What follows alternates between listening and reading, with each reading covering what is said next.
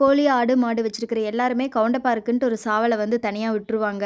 ஒரு சிலர் வந்து கோயிலுக்கு போயி பொங்க வச்சு, அடச போட்டு சாமி கும்பிட்டு வருவாங்க. நாங்க பெருசா கோயிலுக்கு போனது கிடையாது. ஆனா வீட்லயே ஒரு ஒரு டைமும் கோழி அடக்காத்து குஞ்சு பொரிக்கிறப்போ ஒரு சாவ கொஞ்சம் வந்து தனியா விட்டுருவோம். கவுண்டப்பாருக்கு அப்படின்ட்டு.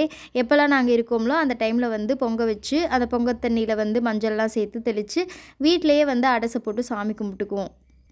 நான் இதுவரைக்கும் கவுண்டப்பாறை கோயிலுக்கு போனது கிடையாது. வீட்லயே வந்து அடச போட்டு சாமி கும்பிட்டுக்குவோம். வீடியோல மட்டும் ஒரு டைம் பார்த்துருக்கேன். அந்த சாமியெல்லாம், அந்த கோயில் எப்படி இருக்கும் அப்படின்ட்டு.